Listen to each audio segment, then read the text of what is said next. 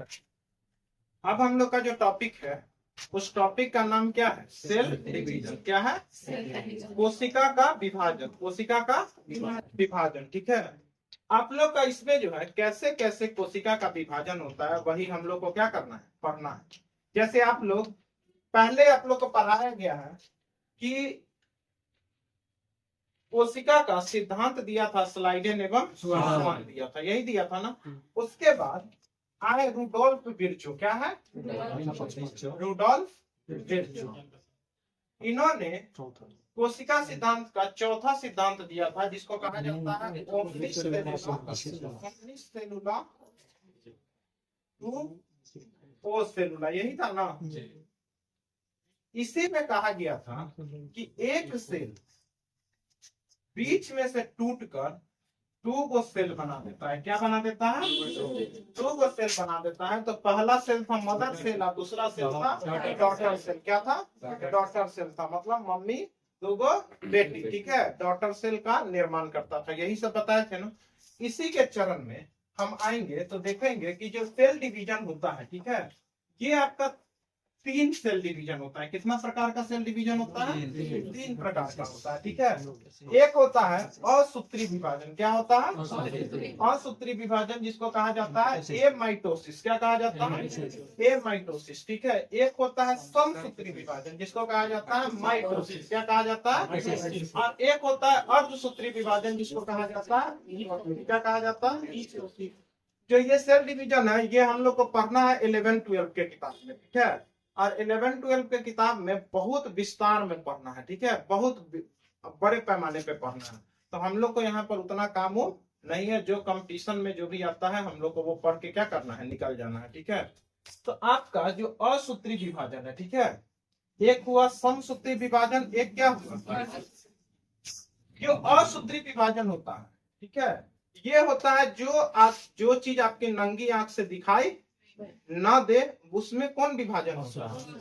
जैसे bacteria, protozoa, ठीक है, वायरस, ये सब आपके आंख से दिखाई देता है क्या? ठीक है। तो जो आपके आंख से नहीं दिखाई दे अर्थात एक कोशिकीय हो। क्या हो? एक कोशिकीय सेल से जो बना रहता है वो कौन सा विभाजन कौन होता है? असूत्री विभाजन होता है। क्या होता है? असूत्री विभाजन। उसके बाद हम बात करते हैं समसूत्री विभाजन का। कौन है? समसूत्री का। तो आप देखते होंगे अगर आपका हाथ कट जाता है, ठीक है, हाथ कट जाता है तो देखते हैं धीरे धीरे त्वचा आके उसको क्या कर देता है? भर देता है कि नहीं देता है? ठीक है। सम मतलब क्या हुआ? बराबर। सम मतलब क्या हुआ? अगर आपका हाथ कट गया और कटने में 18 गो सेल नष्ट हो गया, 18 गो सेल क्या हो गया? नष्ट हो गया। तो उतना ही 18 गो सेल आकर आपको फिर से वहां पर जम जाएगा। ठीक है। जिससे आपका जितना सेल डैमेज हुआ है उतना ही सेल भर जाएगा। तो पूछेगा कि घाव भरने उड़ने में कौन सा विभाजन होता है? समसूत्री विभाजन होता है। यहीं पर एगो धोखा क्या हो जाता है, ठीक है, कि कभी कभी देखते होंगे कि गांठ बन जाता है, शरीर में बन जाता है कि नहीं बन जाता है।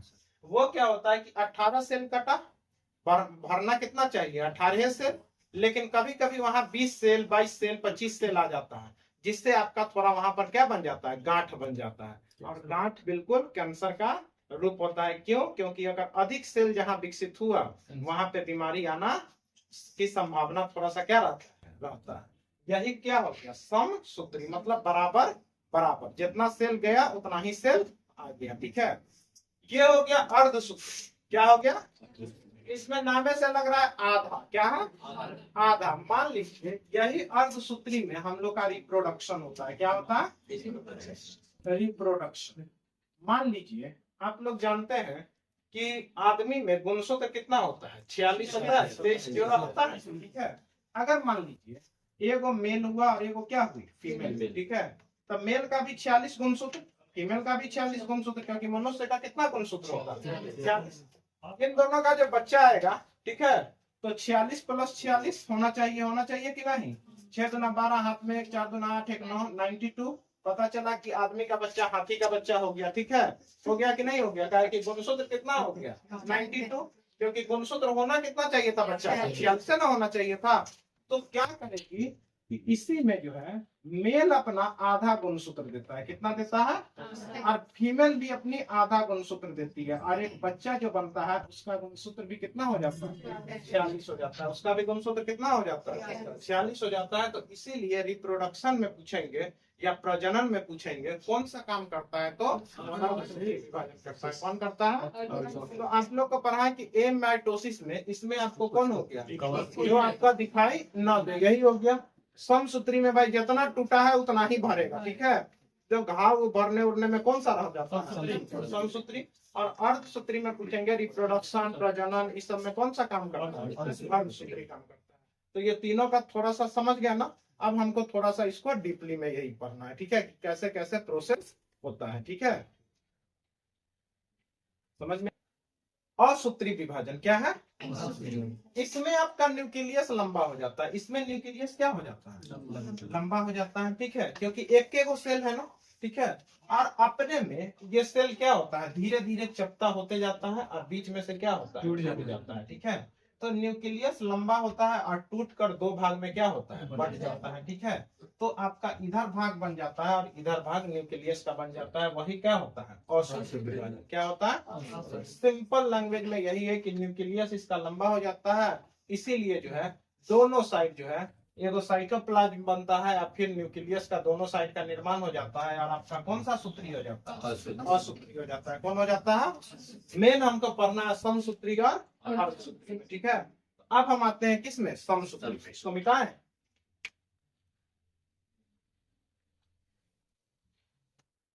हम लोग कहे थे कि एमाइटोसिस, माइटोसिस और मियोसिस, यही था ना, जिसका हिंदी था असूत्री, मोटा मोटी तो आप लोग समझ गए क्या मतलब कौन क्या काम करता है। अब हम लोग को थोड़ा सा डीप में पढ़ना है कि जो समसूत्री जो रहता है उसका काम क्या है? कोई भी कोशिका को फिर से जीवित करना। भाई 8 गो सेल टूट गया तो 8 गो सेल फिर से क्या कर दीजिए? भर दीजिए, रीजनरेट कर दीजिए। घाव को भरने में सहायक होगा। या हम कह देंगे, क्वेश्चन घुमा देंगे कि शरीर के मरम्मत के लिए कौन सा कोशिका? समसूत्री। भाई जितना कोशिका भाई आपके शरीर से डैमेज हुआ उतना कोशिका क्या हो गया? भर गया। तो पूछेगा इसका खोज किया था वाल्टेयर फ्लेमिंग। कौन किया था? वाल्टेयर फ्लेमिंग। कौन किया था? वाल्टेयर फ्लेमिंग, ठीक है। और ये जो समसूत्री विभाजन होता है ना, ये दो अवस्था में होता है। कितना अवस्था में होता है? दो अवस्था में होता है। एक को कहा जाता है कैरियोकिनोसिस। क्या कहा जाता है? कैरियोकिनोसिस। क्या कहा जाता है? कैरियोकिनोसिस। क्या कहा जाता है? कैरियोकिनोसिस। और एक जो है आपको कहा जाता है साइटोकिनोसिस। क्या कहा जाता है? साइटोकिनोसिस, ठीक है। तो एक आपका कहा जाता है कैरियोकिनोसिस और एक क्या कहा जाता है? साइटोकिनोसिस। क्या कहा जाता है? साइटोकिनोसिस। आप लोग का कैरियोकिनोसिस से साउंड हो रहा है केंद्रक का। कैरियोकिनोसिस केंद्रक, ठीक है। तो इसमें केंद्रक का विभाजन होता है। इसमें क्या किसका विभाजन होता है? अगर अंदर से पूछ दिया तो पूछा जाएगा कि समसूत्री में केंद्रक का विभाजन किससे होता है? कैरियोकिनोसिस, ठीक है। और कोशिका द्रव का जो विभाजन होता है साइटोकिनोसिस। किसका होता है? साइटोसोम होता है, ठीक है। तो आपका कोशिका द्रव का विभाजन कौन करता है? साइटोकिनोसिस। कौन करता है? तो पूछेगा कि ये जो कैरियोकिनोसिस होता है ना, ये 4 अवस्था में होता है। कितना अवस्था में होता है? 4 अवस्था में होता है। तो सबसे पहले पूछेगा कि केंद्रक का विभाजन होगा कि कोशिका द्रव का होगा। तो सबसे पहले केंद्रक का विभाजन होगा। किसका होगा? तो पहले ये चरण होगा, फिर वो वाला अवस्था होगा, ठीक है। तो आपका जो है केंद्रक का विभाजन होता है कि नहीं होता है? उसमें 4 अवस्था होता है। एक होता है प्रोफेज, एक होता है मेटाफेज, एक होता है एनाफेज और एक होता है टेलोफेज। तो प्रोफेज, मेटाफेज, एनाफेज, टेलोफेज, ठीक है। इसमें पूछेगा कि सबसे ज्यादा समय किसमें लगता है? प्रोफेज में। सबसे ज्यादा समय किसमें लगता है? प्रोफेज में। और सबसे कम समय लगता है एनाफेज। सबसे कम समय किसमें लगता है? और सबसे अधिक समय किसमें लगता है? प्रोफेज।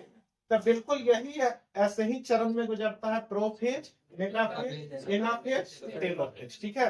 ऐसे ही अवस्था में गुजरता है। जब इस अवस्था में हो जाता है, ठीक है, हर चरण में कुछ ना कुछ होते रहता है, उतना हम लोग को ज्यादा ध्यान नहीं देना है, ठीक है। उसके बाद हम लोग का कोशिका द्रव का विभाजन होता है। क्या होता है? कोशिका द्रव। और इसमें कैरियोकिनोसिस और साइटोसिनोसिस में यही डिफरेंस है कि जंतु हो जाए या प्लांट हो जाए, ठीक है, वो दोनों इसी अवस्था में गुजरेगा। क्या अवस्था में गुजरेगा? यही अवस्था में। लेकिन साइटोकिनोसिस में प्लांट में अलग विभाजन होता है और जंतु में अलग विभाजन होता है। जैसे जंतु का विभाजन होगा तो मान लीजिए एगो सेल होगा। क्या होगा?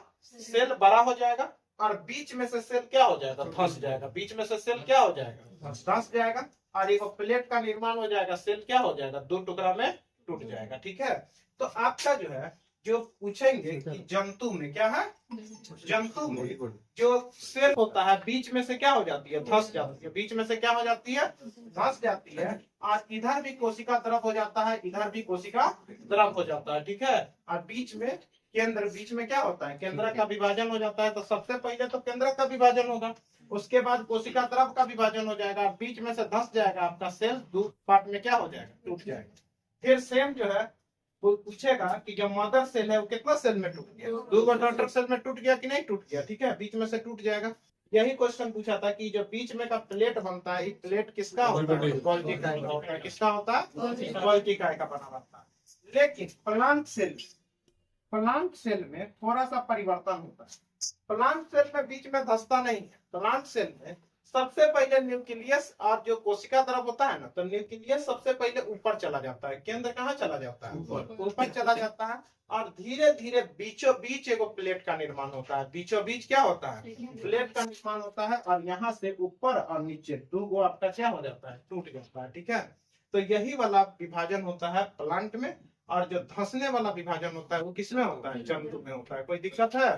देख रहे होंगे ऊपर न्यूक्लियस का फोटो बना है गुणसूत्र का, पहले ऊपर चेंज होता है, बाद में दोनों क्या हो जाता है? टूट जाता है। ठीक है, तो हम पूछेंगे कि जो मदर सेल और जो डॉटर सेल में जो टूट रहा है तो इसका गुणसूत्र बिल्कुल बराबर होगा। ठीक है, मान लीजिए कि अगर मदर का गुणसूत्र 46 है तो दोनों डॉटर का भी गुणसूत्र क्या होगा? 46 और 46 होगा। क्या होगा? 46 और 46 होगा, मतलब बराबर बराबर भाग में टूटेगा। कोई दिक्कत है?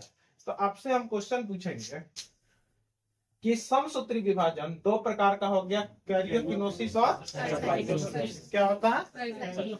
पूछेंगे, आप पूछेगा कि जो टूटता जिस समय है अंतिम फेज कौन है? तो अंतिम फेज कौन है? टेलोफेज। अंतिम फेज कौन है? टेलोफेज। ठीक है, तो पूछेंगे सबसे ज्यादा समय किसमें लगता है? प्रोफेज।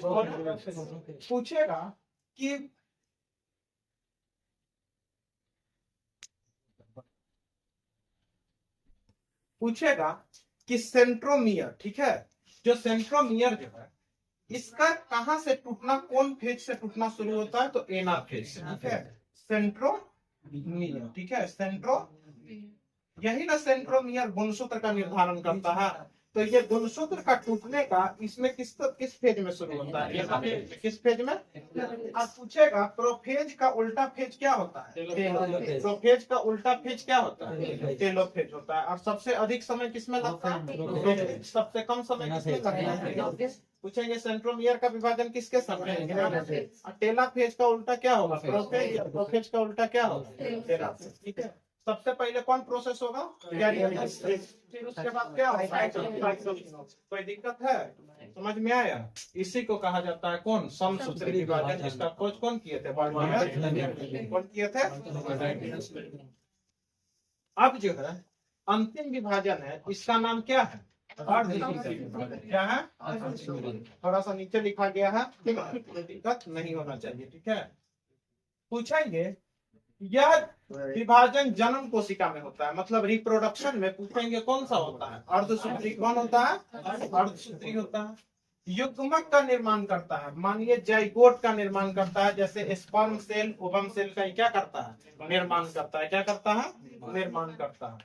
अर्धसूत्री का विभाजन होता है ना, ये आपका दो चरण में होता है। कितना भाग में होता है? दो भाग में। ठीक है, एक को कहा जाता है रिडक्शन डिवीजन। क्या कहा जाता है? Reduction division. और एक को कहा जाता है होमोटाइपिक डिवीजन। क्या कहा जाता है? होमोटाइपिक डिवीजन। ठीक है, एक को रिडक्शन डिवीजन और एक को होमोटाइपिक डिवीजन। एक को रिडक्शन, एक को होमोटाइपिक डिवीजन। तो जो रिडक्शन डिवीजन होता है ना, बिल्कुल वही phase, same prophase, metaphase, anaphase, telophase. सबसे ज्यादा समय प्रोफेज, सबसे कम समय मेटाफेज। ठीक है, सब चीज वही है। ठीक है, लेकिन इसको हम यहाँ पर लिख देते हैं प्रोफेज 1, मेटाफेज 2, मतलब मेटाफेज 1, एनाफेज 1 और टेलाफेज 1। ठीक है, इसलिए क्योंकि आगे भी हम लोग को सेम प्रोसेस दोहराना है। ठीक है, तो पूछेगा ना सबसे ज्यादा अवस्था किसका है, प्रोफेज का है। ठीक है, थोड़ा सा नीचे दिख रहा है प्रोफेज, किसका अवस्था, प्रोफेज। इस प्रोफेज में जो है आपका 5 चरण होता है। कितना चरण होता है, और ये 5 चरण बिहार में पूछ दिया है। ठीक है, स्पेशली हम भी जब एग्जाम देते हैं तो हमसे भी 5 क्वेश्चन पूछा, इसीलिए वही चीज लिखा हुआ है। सबसे पहला पूछता है,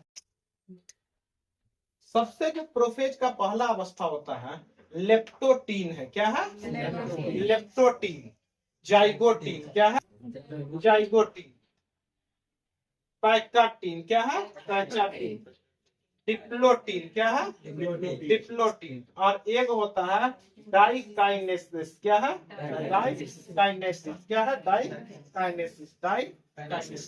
5 चरण होता है। कितना चरण होता है, 5। Leptotene, zygotene, pachytene, diplotene, diakinesis. ठीक है, पूछेगा कि जो लेप्टोटीन होता है ना, ठीक है, ये लेप्टोटीन जो होता है इसमें जो है ना गुणसूत्र जो है, मान लीजिए इसमें जो है ना गुणसूत्र पतले होते हैं। क्या होते हैं, पतले होते हैं। क्या होते हैं, पतले के तरह होते हैं। क्या होते हैं, पतले तरह होते हैं। ठीक है, और आप लोग को हम प्रीवियस क्लास में बताए थे कि क्रोमोसोम जब बताए थे तो उस समय 2 चीज का चर्चा कल किए हैं, डायप्लॉइड और हाइप्लॉइड। ठीक है, बोले थे कि डायप्लॉइड में 22 जोड़ी होता है। कितना जोड़ी होता है, और जो हाइप्लॉइड होता है उसके 23 जोड़ी होता है। कितना जोड़ी होता है, ये आपका सेम होता है। ठीक है, मतलब 22 को सेम होता है, और ये जो 23वां जोड़ी सेक्स निर्धारण करता है, मतलब एक्स और एक्स वाई। ठीक है, तो 22वां जोड़ी में अगर एक्स साथ में आ गया तो क्या हो जाएगी, और 22 प्लस एक्स वाई हो गया तो क्या हो गया। ठीक है, तो यही था, ये था डायप्लॉइड और ये क्या था, हाइप्लॉइड। ठीक है, तो पूछेगा कि गुणसूत्र की संख्या पतली होती है और ये लोग क्या रहते हैं, डायप्लॉइड रहते हैं। क्या रहते हैं, मतलब इसमें सेक्स क्रोमोसोम अभी विकसित नहीं हुआ है। ठीक है, दूसरा आया जाइगोटीन। क्या है, और आप लोग जानते हैं जाइगोट। ठीक है, जाइगोट जो है ये गुणसूत्र जोड़े बना लेते हैं। क्या बना लेते हैं, गुणसूत्र जो है ना आपस में मिलकर क्या बना लेता है, जोड़ा बना लेता है, और इसी जोड़े को सिनेप्सिस कहा जाता है। क्या कहा जाता है, सिनेप्सिस कहा जाता है। देखिएगा प्रीवियस ईयर क्वेश्चन में ही होगा। ठीक है, पूछेगा कि जब 2 गुणसूत्र आपस में जोड़ा बना लेते हैं उस जोड़ा को क्या कहा जाता है, सिनेप्सिस कहा जाता है। क्या कहा जाता है, सिनेप्सिस कहा जाता है। क्या कहा जाता है, सिनेप्सिस कहा जाता है। क्या कहा जाता है, थोड़ा सा नीचे कर दो। ठीक है, क्या कहा जाता है, सिनेप्सिस कहा जाता है। गुणसूत्र जोड़े बनाते हैं जिसे क्या कहा जाता है, और सिनेप्सिस घटना किसमें होता है, आप लोग का पहला जोड़ी था ना, इधर पहला आपका एगो जोड़ी बना था ना। ठीक है, जोड़ी बनने के साथ अब ये क्या कर रहा है, एक दूसरे से क्या बना रहा है, जोड़ी बना रहा है कि नहीं बना रहा, और जोड़ी बना रहा है, इसी को क्या कहा जाता है, सिनेप्स। क्या कहा जाता है, सिनेप्सिस कहा जाता है।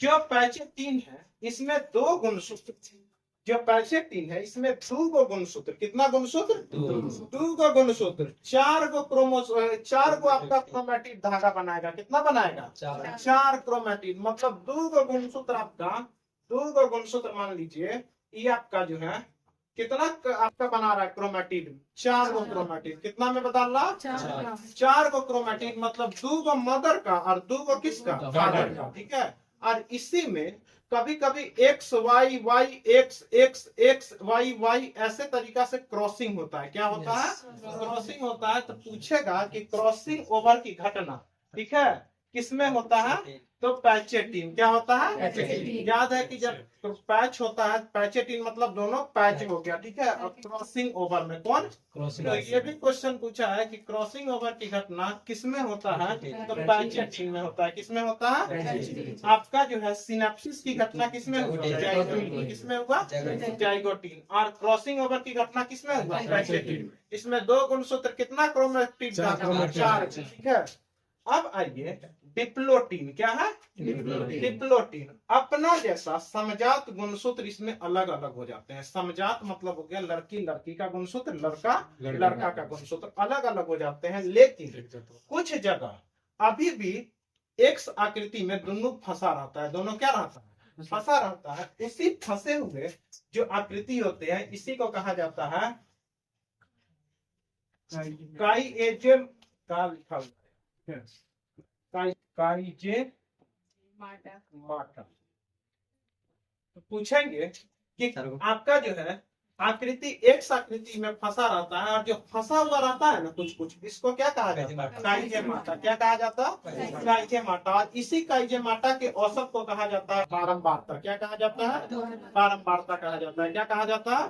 बारंबारता कहा जाता है। तो एक बार फिर से प्रोफेज में 5 अवस्था। प्रोफेज में कितना अवस्था? 5 अवस्था। Leptotene, zygotene, pachytene, diplotene, diakinesis. ठीक है। इसमें जो लेप्टोटीन होते हैं पतले धागे की तरह गुणसूत्र होता है कि नहीं? सिंपल। उसके बाद गुणसूत्र जोड़े में बनाते हैं जिसको सिनेप्स कहा जाता है। किसमें? जाइगोटीन में। जाइगोटीन के बाद 2 गुणसूत्र 4 क्रोमेटिन में क्रॉसिंग ओवर करवाते हैं। इसके बाद किसमें होता है? पैचोटीन। उसके बाद समजात गुणसूत्र अलग अलग होते हैं लेकिन कुछ जगह एक से भी। अब जो है आपका जो सेल जो था वो 2 भाग में था। एक प्रोकैरियोटिक था और एक क्या था? यूकैरियोटिक था। इसमें बताए थे कि प्रो मतलब प्राचीन कोशिका। क्या है? मतलब पहले के कोशिका, जहां से कोशिका जन्म लिया था वो सब क्या आता है? प्रोकैरियोटिक। और विकसित कोशिका कहाँ आता है? यूकैरियोटिक। तो देखिएगा जो प्रोकैरियोटिक में होगा ना वो ऐसा जीव होगा जिसको आप नंगी आंख से नहीं देख सकते हैं। ठीक है, सीधा बात। जैसे जो एक सेल से बना रहता है। कितना सेल से बना रहता है? एक सेल से बना रहता है। और यूकैरियोटिक जो है एक से ज्यादा सेल से बना रहता है। एक से ज्यादा सेल से बना रहता है। तो बताइए हम लोग का हाथ का कोशिका अलग है, पैर का कोशिका अलग है, हर एक अंग का कोशिका अलग अलग है कि नहीं? ठीक है, तब ना हमारा फंक्शन है अच्छा से होता है। लेकिन जो एक कोशिका में होगा वो अपना जो है एक ही कोशिका का ना काम करेगा, सारा चीज उसी में। जैसे मान लीजिए किसी का 4 BHK घर होगा। ठीक है, तो एगो में किचन, एगो में रहने के लिए, एगो में जूता रखने के लिए, एगो में कपड़ा रखने के लिए 75 को। जिसके पास 1 BHK रहेगा तो सब चीज तो उसी में ना रखेगा। तो आप बताइए विकसित कौन होगा? 4 BHK वाला विकसित होगा कि नहीं होगा? ठीक है, तो देखिए इसको प्रारंभिक कोशिका कहा जाता है। क्या कहा जाता है? प्रारंभिक कोशिका कहा जाता है। ठीक है, और ये जो कोशिका होता है ना ये अविकसित होता है। ये विकसित उकसित। लेकिन ये वाला कोशिका क्या होता है? विकसित होता है। ये क्या होता है? इसमें जो है ना कोशिकांग का अभाव रहता है। कोशिकांग का है कि कोई एक सेले रहता है तो क्या अंग रहेगा? ठीक है, तो माइटोकॉन्ड्रिया, ईआर, लवक, लाइसोसोम ये सब नहीं पाए जाते हैं। क्या होते हैं? लेकिन यहाँ सभी चीज मौजूद रहता है। यहाँ सभी कोशिकांग मौजूद रहता है। ठीक है, जैसे माइटोकॉन्ड्रिया, ईआर, आपका A to Z चीज जो है ना आपका इसमें क्या रहता है? मौजूद रहता है। पूछेंगे राइबोसोम 70S रहता है। क्या रहता है? 70S। जो प्रोकैरियोटिक में रहता है वो कितना S रहता है? और जो यूकैरियोटिक में रहता है वो कितना S रहता है? इसका आपका जो है हम बताए थे एक बार, इसका उप विभाजन होता है। ठीक है, जो 70S का होता है वो कितना कितना का होता है? 50 का होता है उपवर्ग। और राइबोसोम का कितना होता है? 40 और 60 का होता है। ठीक है,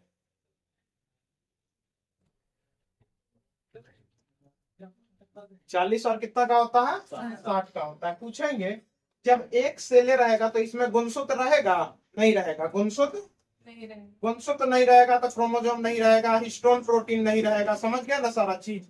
लेकिन इसमें गुणसूत्र होता है। इसमें गुणसूत्र होता है। ठीक है, केंद्रक इसमें नहीं होता है। केंद्रक अविकसित होता है। लेकिन इसमें केंद्रक क्या होता है? पूर्ण विकसित होता है। क्या होता है? तो सारा चीज के बाद में पढ़ाए हैं इसीलिए कि आपको पता चल जाए कि कौन रहता है किसमें, कौन रहता है किसमें नहीं। ये लगाकर आपका प्रोकैरियोटिक और यूकैरियोटिक क्या हो गया? खत्म हो गया। जो छोटा चीज रहेगा वो किसमें? प्रोकैरियोटिक। बड़ा चीज रहेगा प्रोकैरियोटिक में कुछ भी नहीं रहेगा। ठीक है, लेकिन यूकैरियोटिक में सब चीज रहेगा। ठीक है।